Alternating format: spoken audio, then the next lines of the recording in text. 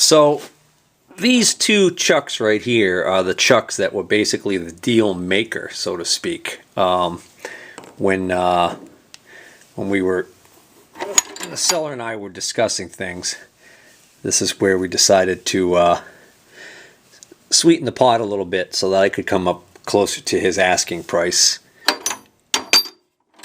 and he could come down lower towards my offering price. So we got these two chucks with chuck keys.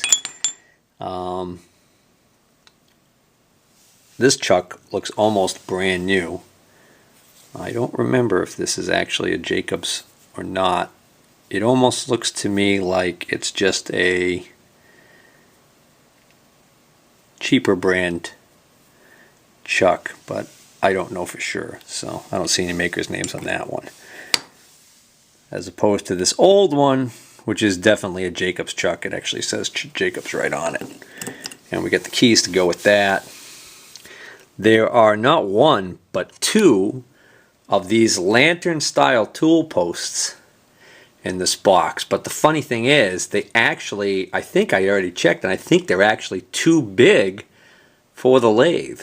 These are pretty good sized tool posts. There's one there, and oh, actually here's a smaller one. There's two big ones, and then there's this one. This looks like it fits that lathe. Here's, I think, the other really big one, yeah.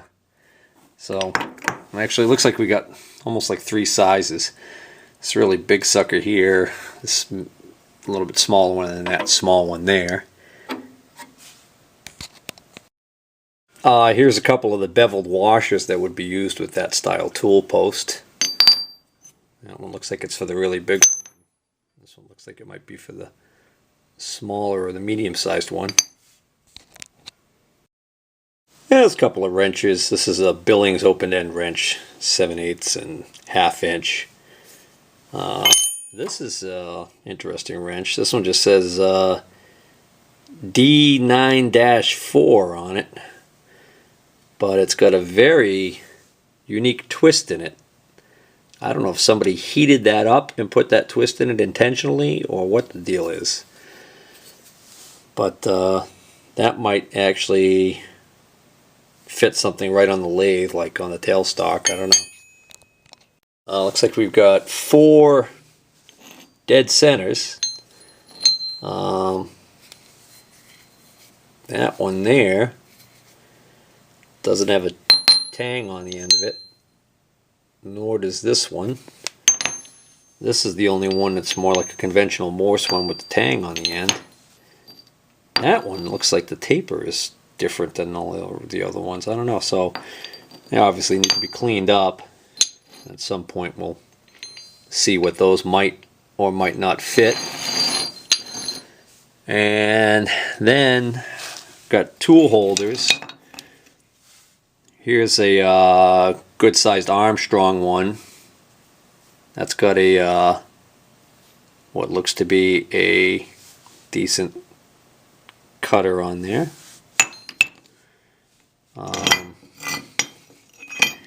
Here's a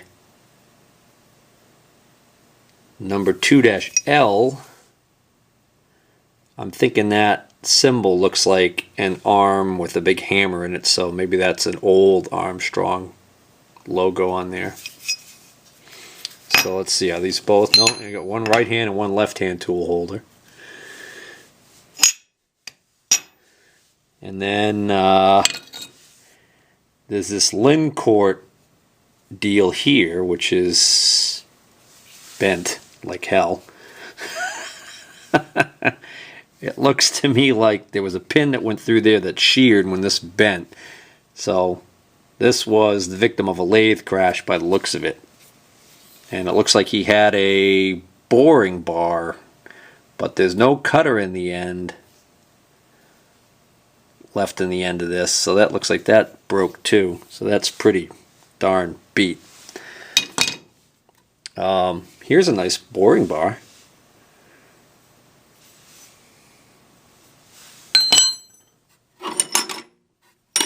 get the rest of these out. Oh, wait, here's another. There's one more holder here. This is a homemade holder, obviously, and it's got a nice boring bar with a cutter in the end of it. So even if I don't like this holder, I could take this bar out and use it somewhere else maybe. Here's 2 chuck keys. This big one here must be for that big chuck. So here's the rest of the boring bars. A lot of these are just, well, that one might even be a thread for cutting inside threads. Looks like that might be 60 degrees. There's another one. Here's a big one. Yet another one. This is, well, that looks like that's a bar that came out of something else. Maybe the intention was to eventually turn it into a boring bar. Don't know. Here's a big hunk of high-speed steel that somebody ground the heck out of that thing.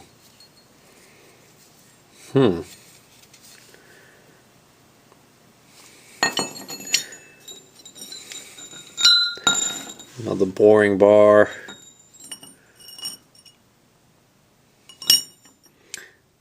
There's a rod that's threaded on one end. That's got a name on it.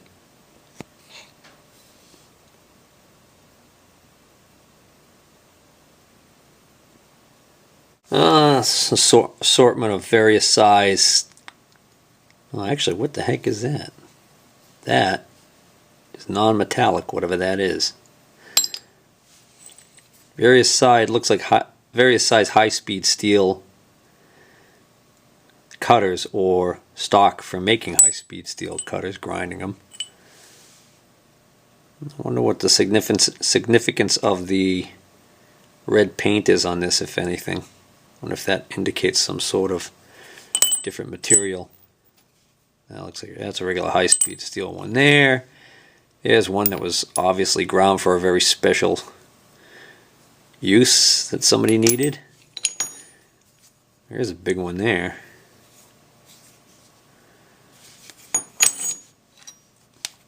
Not much left of that one. Oh, that looks like that might be a threading. Cut for threading. Oh, that looks like that's a brazed. Maybe that's got a carbide tip on it there. Oh yeah, that's got a name on it. Let's see. Athol Mass D54.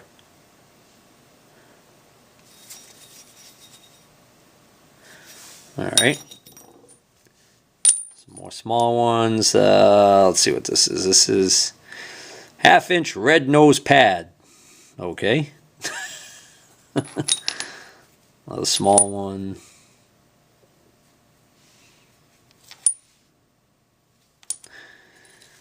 Then there's this funky thing.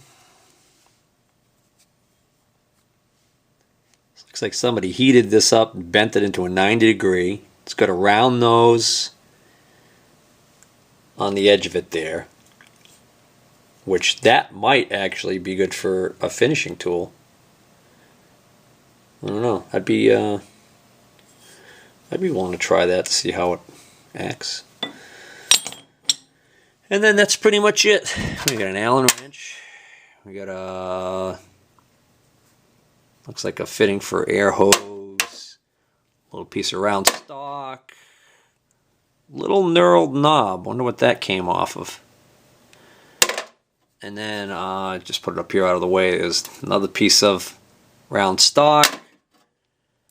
Looks like another attempt at constructing some sort of a boring bar. There's a threaded hole in the side right there, so you would insert your cutter in there and then tighten it down with an Allen screw in this thing.